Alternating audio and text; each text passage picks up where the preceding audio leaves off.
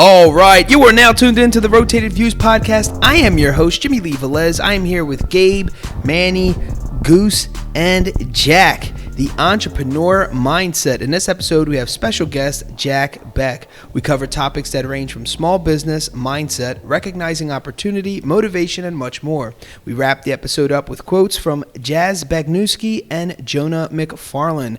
Guys, if you're new, thank you for joining us. Don't forget to download and subscribe. We drop a new episode every Tuesday morning for your listening pleasure. Kicking things off, our guest, Jack. Thank you for joining us, sir. We appreciate it. Oh, thanks for having me. I really appreciate it. Yeah, for sure. And this guy does his homework. I mean, he was here visiting us for episode 180, and our guest, Jorge Vasquez. And he was just making sure we were the real deal, right?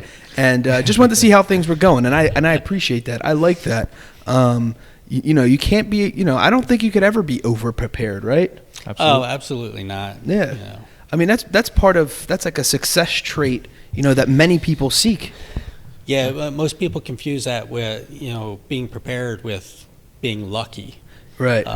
Like, oh, he was so lucky. Right. Like, no, he wasn't lucky. He was prepared. Right. He was prepared and then acted on an opportunity that was presented to him, and being able to recognize the opportunity was because he was prepared. So they go hand in hand. They do. It's not luck. I mean, you can say, oh, he was in the right place at the right time, but he was prepared. So that's really what it. And you got to do your due diligence too, right? You got to do your due diligence. Follow through. Yeah. You got to do all of that. And that actually doesn't matter whether you're an entrepreneur or not. I mean, even in sports, or music, right? Justin Bieber. I mean, he was right place at the right time. I mean, like him or not, but he had an opportunity, but he was prepared for the opportunity. Absolutely. And got really successful. Well, I mean, it's one of the processes that's very normal when kids are getting recruited for colleges too, right? Yeah. You have like that visiting day or whatever they call it. Yeah, but it's like you kind of check out what the campus is like. What's the dorm life going to be? What some classes are going to pan out for you look like, and then you get to make that decision after you visit a couple colleges. You have an educated decision. Are we going to move forward with this? What's the decision that we're going to make? But I like how you said the opportunity part, because one of my questions always is, how does one recognize if something's an opportunity or you're chasing something that kind of the golden what do they call it, shiny object syndrome? Ooh, shiny. Yeah. Or squirrel syndrome now. Right, yeah. Oh, squirrel. You know what I mean? That's going to be a gut feeling. Yeah. Because one person's opportunity is not the same as another's. 100%. Look at the barbershop and what Miguel has. I mean, it's an opportunity for him, and in his business and what he does, that opportunity is not going to resonate with me, right? But it would resonate with him. So Absolutely. Obviously, it's a gut feeling you have. It depends on where you are in your life, and where you're looking to move forward in that regard. So, and then acting upon that. Absolutely. And you're not always right. So sometimes that's true. Sometimes you act on an opportunity and realize, ooh, that wasn't a good decision. And then you move on. They said the average millionaire started and failed over 20 businesses before they found the one that worked. Yeah, that's called failing forward. Right. You use failure as a learning experience. Absolutely. I can't remember who said it, but it's like there are no bad experiences, only learning experiences. Yes.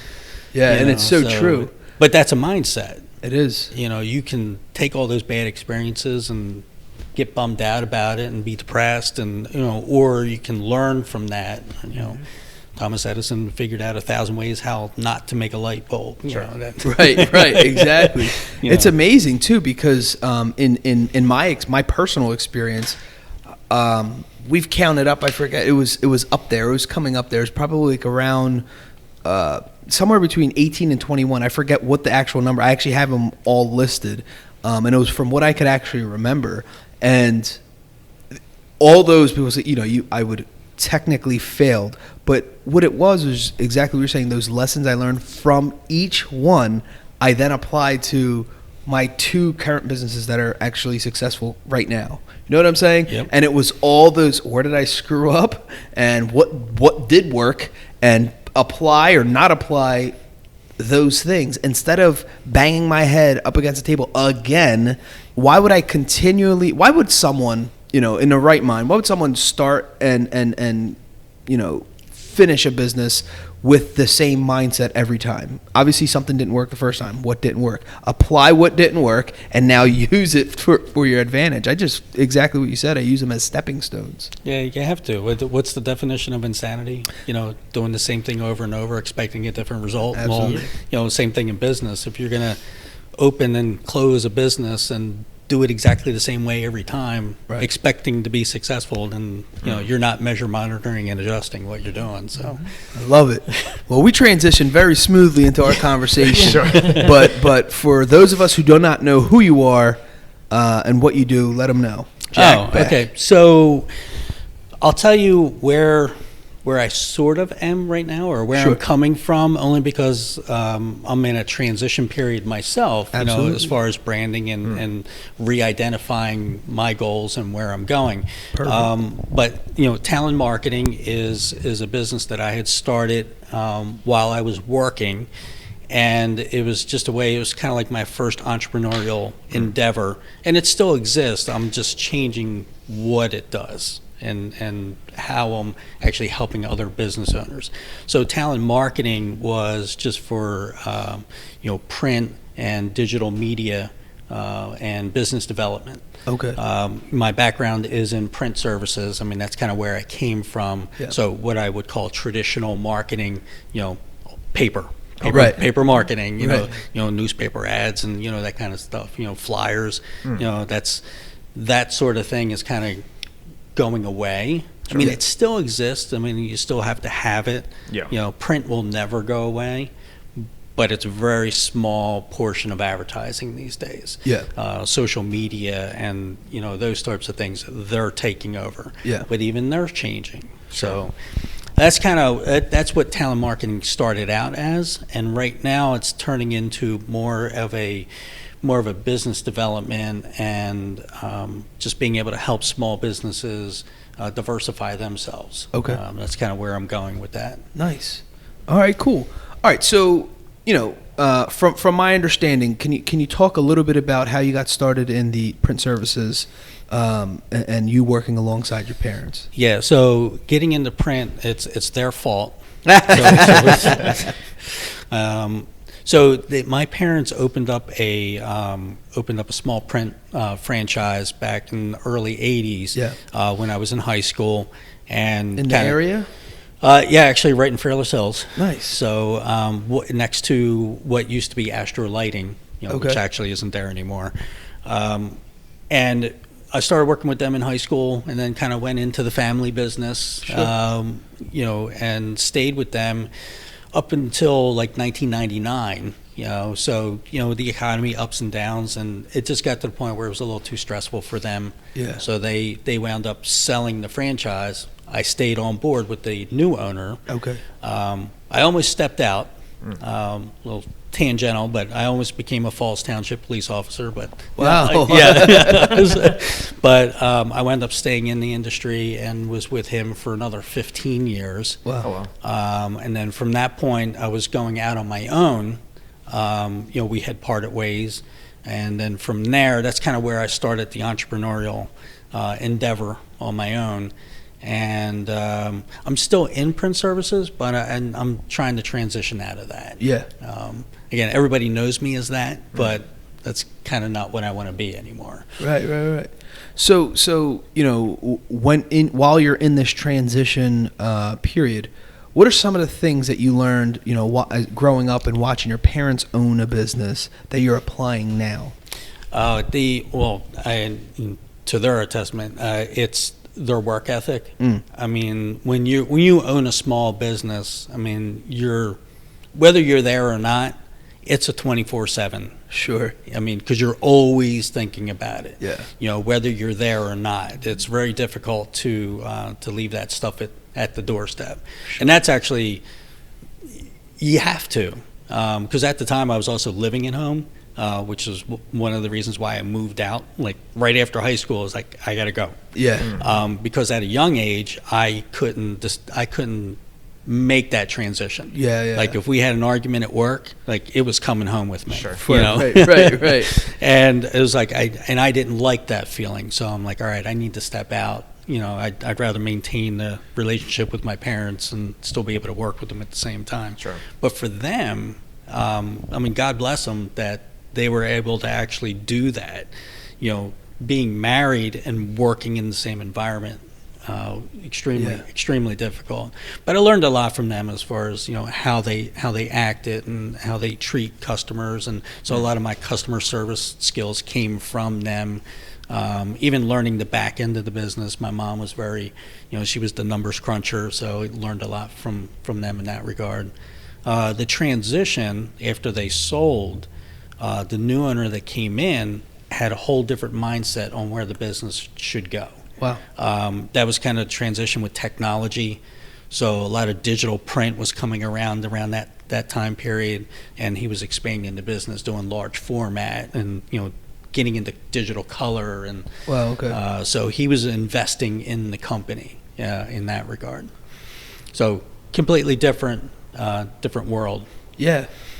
And how was that transition for you? Because you've seen how it was kind of your parents' baby, right? And then you see someone take it and, you know, expand it, but like it was kind of like totally changed it. Yeah. I was actually kind of fortunate because he wasn't the type of person that when he came in, he took over like, oh, this is my business and that you have to do everything that I say now. Yeah. Like, you know, you're just some employee. He did respect the fact that I had been in the business for as long as I was, because most of these small print franchises, when you buy them, you don't know anything about printing. These right. people that buy these small print franchises, it's like open up a Carvel.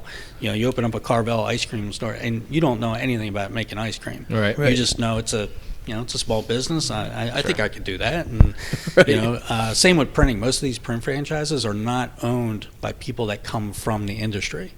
They're just looking to make an entrepreneurial endeavor. They go to a franchise show, and there's like 100 different franchises, and they say, oh, you know, I think I could do that. And, you know, obviously they get pitched and they get sold on the fact that, oh, this is a great business model for you. Right. So my parents were one of those individuals. And even the guy that bought it came from construction.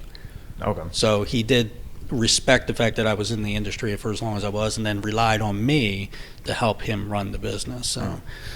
So it really wasn't a real difficult transition in that regard. Not for me anyway. So can you explain a little about like the franchise aspect, right? For maybe there's someone listening right now and they're looking to go to a trade show or something like that where, you know, they're looking to invest into a franchise. Can you explain a little bit about kind of like the rules of the thing and how it really all works? Because you can't really just do your own. It's your business, but it's really not your business all at the same time. It's weird. Yeah, in a good way, but every franchise has their own rules and regulations. This particular one, so Minuteman Press, was the franchise.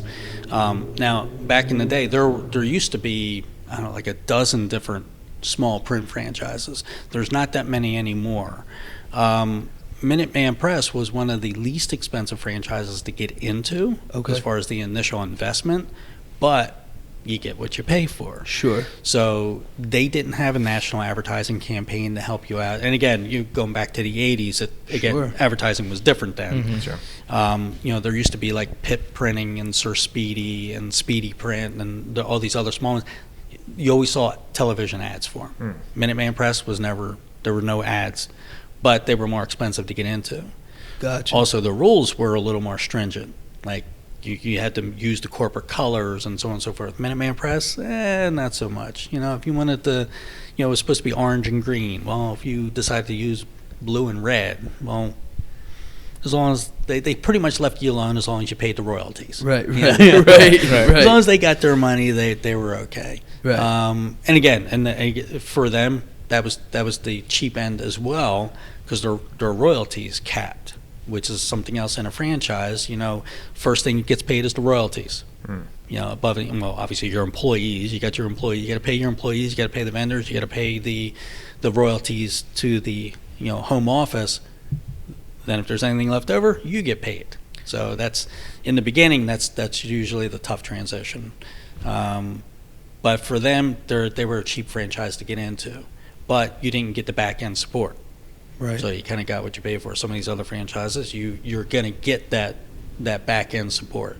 Like if I decided to open up McDonald's, well, obviously everybody knows about McDonald's, but you're going to pay for all that up front. Right, sure. Big time. So for franchises, if there's someone listening not quite sure how this all works, it's super simple, right? So it's a business or a company that came up with basically a recipe that works successfully on how to operate a particular business, whether it's pizza, whether it's pretzels, whether it's printing, whatever it is, and they put together a 1, 2, 3, 4, whatever. It could be a million steps on how to become successful in this particular franchise. It's pretty much an established name for the most part. And again, as Jack is saying, it's all different. Kind of you get what you pay for kind of deal.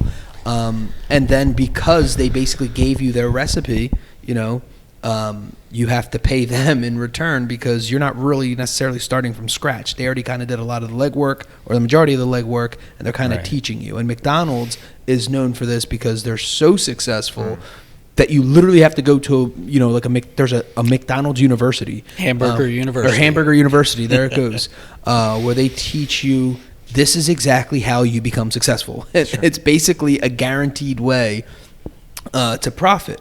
But they have all these different kinds. So in your opinion, in your perspective, are franchises, are there ones to stay away from? You don't have to name drop, but I'm saying like a particular, what would you recommend if someone was interested? Like if I was going to a trade show this weekend and I'm like, you know what, I have X amount of dollars, obviously as far as your money could take you, but if I have $25,000, I got to stay in a specific range. If I have $500,000, I got to stay in a specific range. If I had $5 million, obviously they're all ranging. If money's taken out, and what should someone look for, I should say? Well, only because I've been to the shows, I've been part of other franchises. One of the things that you're going to have to realize is you're not going to own one location. Right. You can't own one location and actually make the franchise work. I'm sorry, I shouldn't say that you can't. It's difficult. You can, but it becomes difficult. You're going to wind up owning, you're going to need multiple locations. There's two reasons for that. One, obviously, only one location is only going to have so much traffic. So you're going to cap your income. Right. Whatever that is. I mean, McDonald's, there's only so many hours in a day. There's only so many people that are going to come through. There's only so many hamburgers you're going to sell. There's a cap. Yeah. Well, if you want to make more money, you have to open up another location. If you're lucky, you get to make that choice. If you're not, again, like in the case of McDonald's, what will happen is if you become really successful and you're turning it over, well, depending on the per capita in the area, McDonald's will say, well, about 2 miles down the road, there's a great location. And you also have to understand that McDonald's, their business plan really wasn't about selling hamburgers. Right. It was about real estate. Right. So some people know that and some people don't. So it's all about real estate. Well, they'll open one up 2 miles down the road, but they'll give you the opportunity first. It's like, hey, we're going to open one up down the street. Do you want to buy that franchise or not? So you have the opportunity, but now all of a sudden they're kind of forcing you into it. And if you say no, they're going to open it up anyway. Right. Well, now all of a sudden everybody that was coming to your location from that direction is now going to that McDonald's. So all of a sudden the franchise is literally cutting into your bottom line. So now you got to figure out something else to kind of make up that gap. So the franchise, even though it's there to support you, is also your competition. Right. So, that's a debate. But you're going to have to open up multiple locations in order to really create some sort of a residual income. But you're going to make sure you have to have somebody else there that's going to be trustworthy enough to run those other locations for you. Yeah. Because you can't be in 3 places at one time. So That's right. You got 3 locations, and somebody else needs to be there. I know there's a franchise out there. It's a small one that basically when you sign on with them, this isn't just because you know somebody, right? They do like this whole background check on you, because you got to understand now you're also representing them. Oh, yeah. They're going to see where the heck did you get this money from. So they do all that stuff. Like if you're buying a house, it's probably 10 times more if you're buying their franchise or buying into their franchise. But this particular one actually makes you within I think it's a 5 or 10 year time frame, you have to buy 3. So it's kind of like they're forcing their hand on, you don't just buy one location. Eventually you'll buy 3, and we're telling you where these 3 go. It's not like, oh, I want one down the street from my house because I think it's great. They have to come out, and they have to, the lay of the land, whatever it is, they scope it out and they decide kind of where that's going to be. Well, there's something to be said for that. They're protecting their own name. Absolutely. They just don't want you popping up wherever you want. And again, even like in the print franchise, Minuteman, they have the most franchises globally, because they're all over the world. But what they don't tell you, and you have to do your own little research, is the turnover of ownership is extremely high as well. I mean, the typical owner is like 3 to 5 years. Wow. Like after 3 to 5 years, or maybe 10 max, the owner's going to change over. So they'll say, hey, Fairless Hills, they've been open since 1979. Yeah, well, they've had 4 owners. Right. So what's that telling you? Right. The fact that the franchise is still there doesn't mean that it's actually successful for the people that are running it, because of the multiple owners that are going. The one in Newtown's had 4 or 5 owners as well. So large turnover of ownership. Wow. Yeah, and I know one of the biggest companies, Chick-fil-A, they have a totally different approach to their franchise that a lot of these restaurants do, right? It's kind of what you said, like the McDonald's and the Burger Kings, it's different. You kind of see one within 5 miles of each other, and if you're close enough, sometimes they're even one, maybe, and if you're in the city, it's like almost under a mile within each other. And you have to take all of that kind of thing into consideration. Where for Chick-fil-A, because I looked into the whole Chick-fil-A thing, and they have this whole, like, their belief system is so strong that they literally interview your pastor, they interview your neighbors, they interview all kinds of things, and they will not put Chick-fil-A within, I forget what it is, a 5 mile radius or 10 mile radius within each other. It's like they have very strict rules, but then try passing by a Chick-fil-A other than a Sunday, because they're off on Sundays, and that bad boy is packed. They're literally reframing and redirecting parking lots. Every single one's that way. Every single way has to redo its parking lot because the lines are so long, and it's not a fad. I'm telling you, they have great food, but even better than their food is their customer service. Yeah, the culture, that particular company, the culture is a lot different. Yeah. And there's other companies that when they build that culture within the company, it obviously extends out into the population, and people really appreciate that. You don't hear a lot about it, but Costco is another one of those companies that the culture within Costco and how they take care of their employees and the respect that they have for their employees resonates into how popular they are and why they're a very steadfast company, slow and steady, very slow and steady. Yeah. So how does, if I were to go to one of those trade shows, how do I avoid getting talked into something that maybe someone's just they're good at jabbing their jaws, and it's like, wow, you convinced me, because it's almost like magic. The guy can talk, but should I be going in there with a plan in my mind as to what kind of franchise I want? For example, in the barber shop, my brother owns this barber shop, but in the hair cutting industry, they have franchises.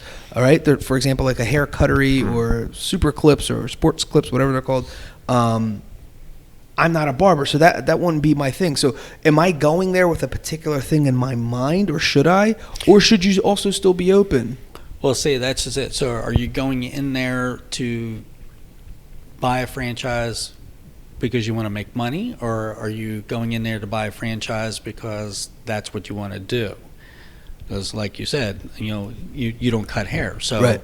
But that doesn't mean that the haircuttery or sports clips that you can't make money at it. Right. So it depends on what your mindset is. Just like the print franchise, my parents decided, hey, we're going to open up a franchise.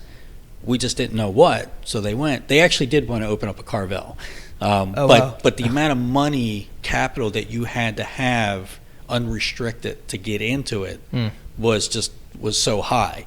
What are you looking to get out of it? Yeah. So you have to understand what you're looking to get out, before you get in. Absolutely. And if you're just looking to make money, then there's lots of franchises out there, and it really doesn't matter what your background is. You're just going to be looking at the profitability, like, hey, how long do I need to do this? And let's say Philadelphia Pretzel Factory. Yes. Like, I knew somebody that he was going to move to Connecticut, and they were going to open up a Philadelphia Pretzel Factory in Connecticut. And then he was sharing with me the numbers, and it was just insane. Like, his profit margin was 5 cents, like 5 cents a pretzel. And the investment was like $250,000. And I'm just... And he was that's a lot of pretzels to sell. Now he was excited, and and I didn't want to burst his bubble because right. That's where they love to ski. That's where they wanted to move, and he just wanted to do something else. And I just was quick math. Like, that's way too many freaking pretzels. Yeah, that's just. To get back your original investment, sure, right? How you feeding your family? This is what's going through my head. Sure. So, you just got to be smart about it. But again, you have to understand: are you doing it because, hey, I love to cut hair, but I need to get started somehow? Because most of these franchises, there's a buyout at some point in time, because most of the franchise licensing is in the name. Okay. So Minuteman Press, it's a 25-year contract. Mm-hmm. So after 25 years, you can either renew or you just step out. And then even sometimes after 10 or 15 years, if you say, hey, I don't want to be part of the franchise anymore, you can buy out of the franchise and then change the name of the company and do whatever you want with it. So some people use the franchise as a stepping stone because they can't afford the build out on their own. And like you were saying, there's systems. Like, I don't know exactly how to do it, but they already have a system. So I'm going to buy the system, teach me how to do it, and then I can step out on my own. And that comes with a price. That is fascinating, right. Because since we are talking about the entrepreneurial mindset, I would think there has to be a clause somewhere, like a non-compete clause somewhere in there. You want to explain that to the person might be thinking out there, oh, I'll just start a whatever business, do it for 5 years, buy them out, and just keep it going. Yeah. So how does that? Do you understand how that works? There are, like, and again, in this case here, there are certain, and they're all different. Some of them, it's within a radius. Like, hey, if you want to buy out or if you step out, you can't open up another business like this within 10 miles of your current location. Gotcha. They'll figure out, like, whatever it is that you're doing, like what the typical radius is for people to travel to your location, and they'll make sure that it's outside of that, so that you can't actually do that. Or again, like Minuteman actually didn't have that clause where if you decide to buy out of the franchise, legitimately, well, they'll just open one up down the street. Oh, gotcha. Now they did this to a guy in Feasterville, and he bought out. Actually, he went through the 25 years. He did his due diligence, and then he changed the name. He didn't renew his license. Well, right down the street they opened up another one. Wow. Which was a shame for the guy that had bought the other one. Because they sold him on, hey, this is a great area, and look, here are the numbers, and then. Well, the other guy had been in business for 25 years. People weren't going there because of the name of the franchise. They were after 25 years. Not after 25 years, right? Well, the other guy didn't know that, so it was a shame. So that is a shame, yeah. Which do your own homework. Yes. Yeah. Protect yourself. Right. Wow. That's amazing, because there was a speaking of like the whole non-compete thing. I was watching something, I forget what it was, on YouTube about small businesses, and these two, it was good friends that opened up a pizza shop. Well, the father opened up a pizza shop, and then the son and his best friend kind of took over after the father got ill. And the same thing, they're in business for about 20 years, and they just had like a falling out. And of course it was about the money, because although it was it was a family business, this basically adopted son was put in just as much work and effort as this guy's kid did. Yeah. And he's like, wait a minute, you know what I mean? He's like, where's my cut? And he thought that it was like an unfair cut. So what does he do but literally 5 doors down or whatever it was, opens up another pizza shop, and now they're claiming that he stole your recipe. He's like, I didn't steal a recipe. Your recipe's not there to you have nothing to steal. It's a bunch of tomato sauce and whatever. It's not like you registered it or something, whatever. Yeah. So he got him back. I mean, you don't want to do this in business, guys. Sure. But it created a thing where it became almost viral. So people went to both shops and purposely compared them because they wanted to see, does it really taste the same? And like 90% of people were like, pretty much the same. I mean, because he knew all the yeah. I'm laughing because, was it real? Yeah. Or was it a marketing ploy? It could be. True. It could be. If everybody was going to both shops just to taste it, like they had the world's greatest marketing plan going on. Absolutely. We're going to open up another shop, create controversy. And the people are going to both. And if people want to it, yeah. there's a famous artist out there who literally picks fights with other artists right before he's about to drop an album. Yeah. And it creates all this energy, whether it's good, because what they say, bad publicity, publicity is, still publicity. And so that's how he views it. And it, without failure, this guy has albums, he has shows out there, and every time either a new series is coming out, a new product's coming out, he's talking smack to somebody and he stirs the pot again, and it creates all this attention. It's amazing. But yeah, thinking about it now, it could be. I don't know. It was too far for me to like even whatever. But that's a cynical view. But it's just kind of. But this happened like 10 years ago, and they're both still open, and people still go there because they love that story. Yeah. People love it. And they'll stories sell. Yeah, that's amazing. Now, can you explain a little bit, talking about representing a specific brand, right? I know we come to the thought where people are going to buy into you, right? And how does an entrepreneur, like a young guy, set the tone early in life to basically, when he opens a business, people will take him serious, right? So if he's the guy who's always goofing off and not taking anything serious, and all of a sudden he seriously wants to open up a business, people are like, what is going on? So where's the buy-in? Can you talk a little bit about who you are as a person also translates into your business? So at a younger age, it's probably a little easier, but you definitely need to be able to create relationships. Those relationships before you were to start a business will pay off huge. Because any relationship that you're building along the way where you're not actually looking to get something out of them, you've just got that relationship, as opposed to, if you've been goofing around, all your life, for 10 years, you're just goofing off, and then all of a sudden you say, oh, okay, now I'm going to get serious and I'm going to open up a business. And then you're going to go to these people that you've been goofing off with, right, and then expect something from them. Well, what was the value that you gave them before? So, because if you didn't give any value before, then you're probably it's not going to reciprocate. Right. So, and this, I'm 52, so these are things that I've learned. Sure. Obviously, I didn't know this when I was 22, 23 years old. I wish I did. But, sure. You just got to be able to pass that pass that on. Nowadays is a little different. I think the younger generation is picking up on a lot of these things better. But it also starts at home. Absolutely. You know, the conversations that I have with my kids, just making sure, you know, have solid relationships with people. Yeah.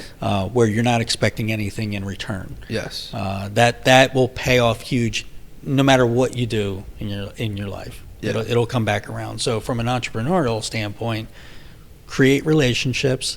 Don't ever expect anything in return.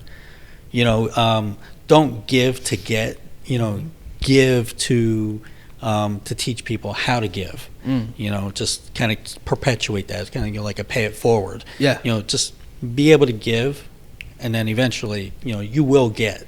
Absolutely. But if you're going to start out by asking before you're giving, that's not going to work. It's the you know, the classic social media, like, networking, building that reputation of quality content is what they always talk about. It's the people who get the most attention, and whatever quality means, right? Quality can mean, you know, so many different things, right? So if I'm giving quality, you know, pictures of cars because my page is about, you know, cars, that's one thing. Versus quality content where, you know, it's me in front of a camera and I'm talking, and what I'm delivering is of a high quality, right? Right. Well, instead of using the word quality, it's value. Yeah. What's the value that you're giving? Because it doesn't matter what you're doing, whether it's, you know, you're showing pictures of cars or whatever that is. If it's of value to somebody, then they're going to receive it. 100%. Yeah. So Yeah. it's about the value of what you're able to give. I love it. Create value. Yeah. So what's the best and worst thing about being an entrepreneur? It's actually the same thing. Yeah. So, you know, when you're a true entrepreneur, which is actually a funny thing, because entrepreneurism these days is, I mean, everybody's an entrepreneur now. Right. I mean, you pick something out of the garbage and you sell it on Amazon, you're an entrepreneur. Sure. I mean, it's easy these days. Yeah. You know, back in the 80s, early 90s, if you said you were an entrepreneur, it was a kind of like code for saying you were unemployed. Yeah. You know, that's kind of what that meant. It was like, I can't find a job, so like I'm going to start selling stuff. You know, I'm an entrepreneur. But it's the fact that you have free range. And you can do anything you want. Yeah. But the bad part about that is you can do anything you want. So it's just like, what are you going to focus on? Because without focus and intent, you're going to struggle. Again, just too many things going on at one time and not finishing any one particular thing. It's okay to have multiple things going on. But if there's no end game and you're not able to finish anything, you're just going to go through life being essentially unfulfilled is what'll wind up happening. Sure. Because if you can't finish it, then essentially it becomes a failure. And most people can't accept the failure. Like for most entrepreneurs, you know, you're failing forward, you learn from your failures. That's rare. Yeah. Because that's not everybody. Not everybody can succeed like that. Yeah. Was it Jim Rohn? Yeah. I love one of his quotes. It's you know, you need to learn to discipline your disappointment, because if you can't do that, then you're not going to be able to be an entrepreneur in any shape or form. Absolutely. Because again, that's that, you know, I'm going to fail. Well, if you can't discipline yourself to understand, well, this is just part of the process. You know, the average person just doesn't have that in them. Yeah. So being an entrepreneur, there's a lot of action has to take place, right? Can you explain a little bit maybe the difference between being busy versus being productive? Result producing activities. Nice. That's really what it comes down to. Because there's with entrepreneurism these days, and again because of all the media outlets, you know, so with social media and what have you, there's certain periods of time that you do those things. Yeah.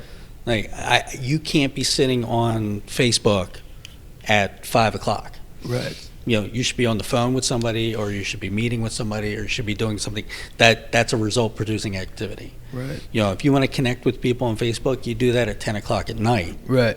Because there's people on it till like 3 in the morning. So, Yeah. But again, it's for you, if you're going to do reach outs and things like trying to connect with people, there's certain things that you're doing at certain times. Just make sure that the time that you're putting in is going to create a result. Yes. In one form or another. And be cognizant of the time that you're doing it. Because people you can waste so much time. Yeah. Like, I'm just going to check my email, and then 3 hours later, it's like, Yeah. Be intentional about the things that you're doing. Schedule your time, is really important. What about when you say schedule your time? Can you talk a little bit about being organized as an entrepreneur, organizing your day, organizing your business, organizing everything about it? Can you speak a little on that? So the day to day is going to be fluid. Sure. You need, and the best thing you could do is set your day, the day before. Yeah. Like before you go to bed, what you're doing the next day, because otherwise, when you get up the next day, you're already behind. Right. You're getting up and then you're trying to figure out what you're going to do today. You've already wasted a couple hours of your time, and you're at a sink, and it's kind of like doing meditation or doing a little bit of reading just to kind of calm yourself. Do that at the beginning of the day and the end of the day, or even at the end of the day, replaying what happened during the day, because again, there's certain things that are going to go wrong. Well, you can replay those things and figure out, okay, well, I should have did this or should have did that, and just kind of reset yourself, set yourself for the next day, and then when you get up in the morning, you know exactly what you're doing. Now, of course, 3 hours into that, the wheels are going to come off, and you just deal with that as you go. But if you set your day the day before, it makes it so much better for you. Do you believe in having a mentor or somebody that you can touch base with to kind of recalibrate yourself or motivate yourself? I know that's changed a lot because of, I guess, technology on what a mentor can look like. Well, now we have, we can do that over the phone. Now we can video conference. Now we can, we can just simply follow somebody on social media and they're just giving advice, and that could be your mentor without that person even knowing that they are. But when it comes to finding a mentor or mentorship in general, what's your take on that? Well, just to the last part of that, anybody that you're following, they're not going to be a mentor. They can be an inspiration. Absolutely. But they're not going to mentor you. Absolutely. I mean, I could throw a bunch of content out there, but I'm not mentoring anybody. Right. Being a mentor, you should have a mentor. You're never too old, too young, too successful to have a mentor. I mean, I could be the most successful person in the world, and I could have, my 17-year-old daughter could mentor me. Absolutely. If you're not learning, then you're dying, and it doesn't matter how successful you are. You should have a mentor in some form or another. And then the engagement, if at all possible, absolutely face to face. Yeah. There's something about human interaction. Technology just can't replace that. Absolutely. I mean, obviously, if distance is an issue, or they're in California, you're here, okay, well, we can get onto a Zoom call or something like that and do some sort of an interaction that way, or even a phone call, so you can hear the voice inflections, which is important. But otherwise, texting or doing it, that's you're not really going to get a lot out of it that way. I think one of the biggest things too is accountability. When you have a mentor, you have somebody to actually hold you accountable from your actions, for everything. And a lot of times people think accountability in a negative way, like, oh God, now I got to report to somebody. I gotta show. It's a good thing. I think we need to take it and turn the table on it and look at it as a positive thing, and not necessarily. I started off thinking accountability was not that it was a negative thing, but it was like, oh God, now I really got to put in the work because this is embarrassing. Someone's watching me, and if I don't produce something, and then it turned into like this anxiety-driven action steps. It's just not healthy. Yeah, we do. When we do accountability, when we create accountability teams, we do them at least 3. Okay. Because even one-on-one, you start to get too comfortable with one another. You always throw in that third wheel, and if two people start getting a little lax, that third person will definitely Call them out, right? Absolutely, yeah. So we always do at least 3, and then you don't do more than like 5. You start going over 5, then it becomes a little too big as far as like an accountability group. But we use those all the time. It's a very powerful thing to help you keep going. And again, we always, it's not like you're trying to be accountable to somebody else. You're actually being accountable to yourself. Absolutely. Because if you're not accountable to yourself, then go get a job somewhere. Right. This isn't for you. So success is defined differently by a lot of people. Motivation is defined differently by a lot of people, because success means one thing to me, and motivation, what motivates me, is totally different than the next man. Can you explain, the importance of motivation while you're in the pursuit of, your goals? Or if it's not important? Well, everybody's motivation is going to be a little different. Sure. The most difficult thing for most people is to figure out why they're doing what they're doing. Absolutely. I'm a big proponent and fan of Simon Sinek. I don't know if you know Simon. Absolutely. Obviously I've read his books, and Start With Why is a good one, and trying to figure out why you do what you do is the important thing. Because if you don't know why you're doing it, then it doesn't matter what you do. There's going to be no fulfillment in there for you. And that's on a personal level. And then he always takes it the next level is, what are you doing for the guy next to you? What you're doing. And for me, it's like family. Right. Like what I do and what I'm doing is for my family. They're my purpose. They're my why. Sure. If I'm not successful, then I'm not going to be able to provide for them and for future generations down that. So that was my beginning purpose. It's become a little bigger than that, because now I've extended outside of that circle, and how many other people can I help? It's like, yeah, I'm helping my family, but I can help the guy down the street too, and help him and help his family. Yes. So if I can extend my circle a little bit, so that's become my why and my purpose. But without a purpose, it's kind of like a roadmap. Like if you don't know where you're going, then you're never going to get there. Absolutely. And then you need that, and that's where goals come in. So your goals are your roadmap to get to where you want to go. Right. Because again, I can get in a car and I can drive to California, but if I don't have a roadmap, I'll get there eventually. It's going to take me a lot longer, Yeah, for sure. You talked a little bit about learning, and I myself am committed to be a lifelong learner. Can you explain, what the importance of that is? And a lot of people get this misconstrued, thinking, that it has to be in, working on yourself. I do believe we all obviously have to work on ourselves. But the funny part about learning more about your industry or your trade is you're learning yourself. So you are, in a sense, building your knowledge base. So that in turn is growth. So can you explain a little bit about that? Because some people are like, well, I don't like self-help stuff. I don't like personal development stuff.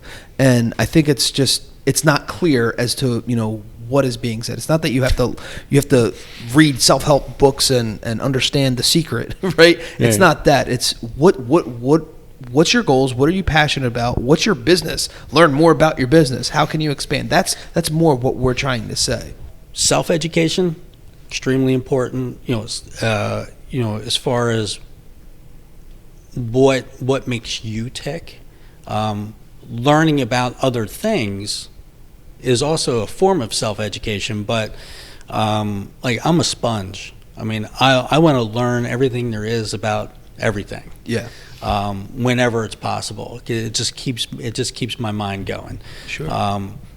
Self-education is, how do I learn more about me and maybe to help me keep grounded, whether that's, spiritual or, just learning more about, here's a business endeavor, or there's a particular business that needs help. Okay, well, I'm going to learn everything there is I can about that business so I can help them. But in the process, I'm learning. So it's I don't know. I don't want to say it's selfish, but I'm learning to help them. They're going to benefit from it, but so am I. 100%. So it's actually it's a great thing to do that. And if you're not going to learn, if you're just going to sit back and just kind of take things as they go, then, like you said, if you're not learning, then you're dying. Right. It's one or the other. It's one or the other, no matter what the endeavor is. So the entrepreneurs, depending on what they're doing, the work, let's just say, can get to you, right? In a sense where all you're doing is work, which, typically in the beginning of a lot of, when you're first starting things, that's what it's going to be. How does one kind of step back momentarily to then kind of sharpen the knife, sharpen the sword, so to speak, to then go back even harder? What's the importance of that? Everybody's going to have a different take on that. Sure. Who was it? Abraham Lincoln's like, if I got to cut down a tree, I'm going to spend the first 9 hours sharpening my axe, so it's only going to take me an hour to chop the tree down. Right.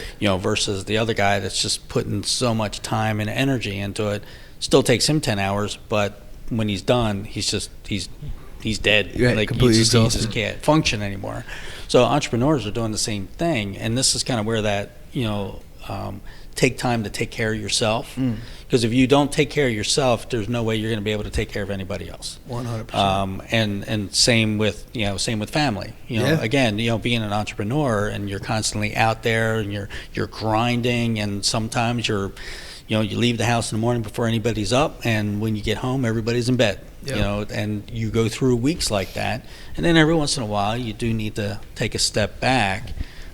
Make sure everybody knows that you love them, and Yeah. I promise I'll be home in the morning. I'll be here. But you definitely need to be able to take care of yourself. Mind, body, and soul. Yeah. Take that time, because if you don't, you're not going to be any good to anybody. Let's switch things up. What you're currently doing, and where you went from the print business to the marketing business, right? But now you're trying to rebrand specifically what you're doing in the marketing industry through beauty and the skincare industry. Is that correct? Yeah. So that's kind of how I found you. Right. So again, this is there are no accidents. I mean, Right. Things happen for a reason. So as part of a larger entrepreneurial endeavor, we have a product line and services that are specific for the industry. Okay. My sister, who lives in Suffolk, Virginia, she's in the beauty industry. She does nails. Okay. Because we're born and raised in this area. Okay. And she went to Levittown Beauty Academy, and when she was up in this area, and then had moved down to Chesapeake, lived overseas for a little bit, and she had built a nail business. Moved overseas for a few years, and then when she came back, moved to Suffolk, and then rebuilt that within the industry. And Miguel, and he can attest to this. It's a hard business. Yeah. Especially as a business owner. You're standing behind the chair, and as you get older, it's starting to wear on you physically. And for a lot of business owners, or for a lot of people in that industry, and we'll just use hairdressers, they come in, they start right out of school, they love what they do, that's why they're doing it. They said, hey, you know what, I want to make more money, I'm going to open up my own salon. So they go and they open up their own salon, and it's wonderful in the beginning, and then all of a sudden it turns into a business. Yeah. So now all of a sudden, I got to be there when it opens. I got to be there when it closes. I'm not just cutting hair anymore. Yeah. Now I have employees, and so now I got to deal with that. And so there's all this baggage that comes with it. And that's it doesn't happen to everybody. Some people are lucky and it's all roses for them. But most people, it winds up becoming a struggle.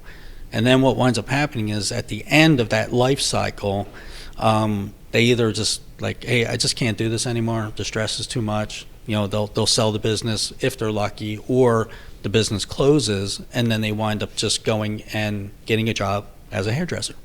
So most of the older hairdressers are people that have kind of gone through that cycle, and now after 30 years really don't have anything to show for that, other than aching bones. So what we've done is we've recognized this, or especially she's recognized this, because she's at that point.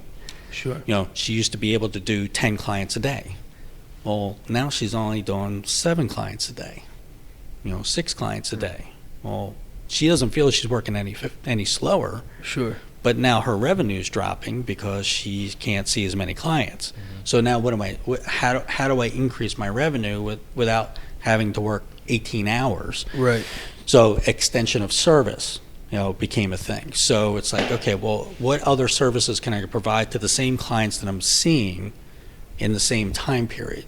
So to be able to bring in a product line or to provide other services within the salons will take a lot of the stress off of the business owners.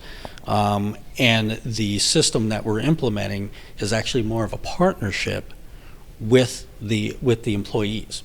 So even if they leave the salon, which again is another problem, because what winds up happening is you train your competition. Right. You bring somebody in and they're right out of school and you teach them everything because it's your customers coming in the door. You want them to know everything that you know. You want them to treat the customer like you would treat them. But eventually what winds up happening is they say, hey, I want to make more money. No disrespect to the owner, but I need more money. Yeah. So I'm going to go open up my own salon. Well, you just trained your competition. Now, in this area, and I have to say, because I've listened to a number of your podcasts of other people in the industry, and you guys have this great relationship with a number of the other business owners. Yeah. And that's awesome. There's a lot of support, but there's no financial connection there, which is extremely rare. And what we're doing is we're trying to create not only that relationship, but create some sort of a financial connection that even if they did leave, you're still benefiting financially from one another. There's still that partnership. So you're not creating competition anymore when they leave. So it's creating some synergy within the industry. Very cool. And it's actually pretty awesome to be able to do that. Yeah, absolutely. That's amazing too, because sometimes even when you're younger and you start a successful business and maybe you do have it all figured out for the most part, life changes, right? The industries changes, the markets can get weird, right? And again, and Miguel probably knows, it's in the industry they call it diversion within the industry. So going back to the 70s and 80s, Vidal Sassoon and a lot of these name brands that you can buy at Walmart now, they came out to be exclusive to the industry, right? And that's how they sold it. And then what wound up happening was when they sold it that way, the customer base, once there was a customer base, then the company said, oh, well, we're going to start selling it at Macy's and Walmart. And, thank you for helping us build our brand. We're now going to sell it to everybody. You're no longer exclusive.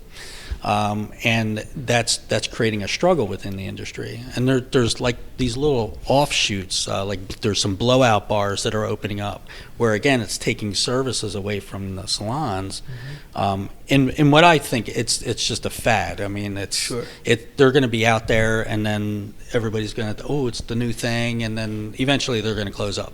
But how many places is it going to put out of business, or it's going to make them struggle while they're there?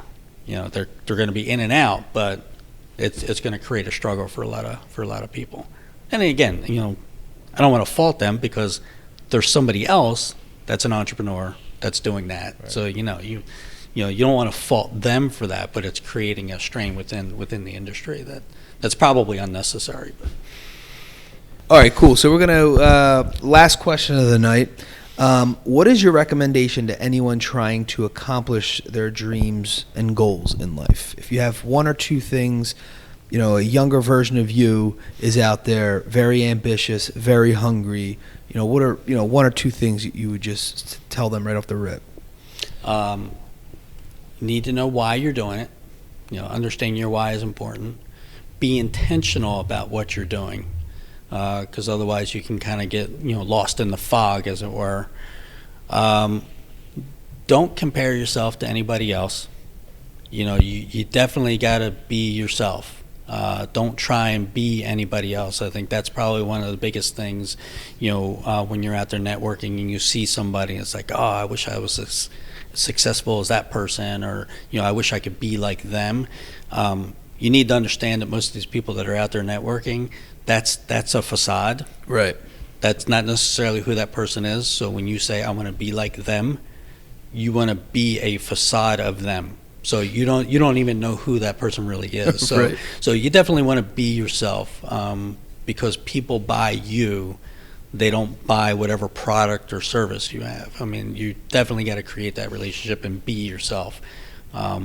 Above all else, I think that's probably one of the most important things. But definitely be intentional and know why you're doing what you're doing. Before we close things out, what's the best way for people to either reach you, or any other businesses you want to mention out there that you're working with? Yeah. So actually, I'll give you my website, but obviously I'm in a rebranding phase. Sure. So there's information there, and you can contact me, but it's going to change. So if you come back and visit. So it's talentmarketing.net. Is where you can get my information. Obviously, I'm on LinkedIn and Facebook. Jack Beck 731. You can search me out that way. Definitely reach out to me, and be more than happy to help you out. And I had mentioned my sister, so Gina Connor down in Suffolk, Virginia. My partner in crime with in the beauty industry. And then if I could, give a shout out to my mom and dad, because they kind of put me on the right path to where I'm going now. I love it. Mm-hmm. There you have it, folks. All right, we like to wrap things up with quotes, and the first one is by Jas Bagniewski.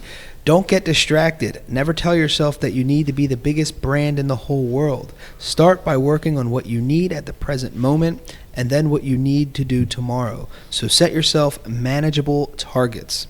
And the second one by Joanna McFarland. It's important to realize that brand is much more than a logo and a slogan. A brand is who your company is, how you function and make decisions. The entrepreneur mindset. In this episode, we have special guest Jack Beck. We cover topics that range from small business, mindset, recognizing opportunity, motivation, and much more. We wrap the episode up with quotes from Jas Bagniewski and Joanna McFarland. Awesome. Guys, thanks again for joining us. The Rotated Views podcast was produced for self-development purposes. Huge shout out to our sponsors. This episode is brought to you by the Blessed Lifestyle brand. That is BL3SSED.com. Also sponsored by The Motivation Files Unleashed. This motivational mixtape will be your fuel for success. Available on all platforms. Guys, don't forget to visit the website, JimmyleeVelez.com. Follow us on Facebook and Instagram at Rotated Views. If you have any inquiries or questions, email us at info@JimmyleeVelez.com. On behalf of myself and the rest of the crew, we wish you massive success. Stay blessed.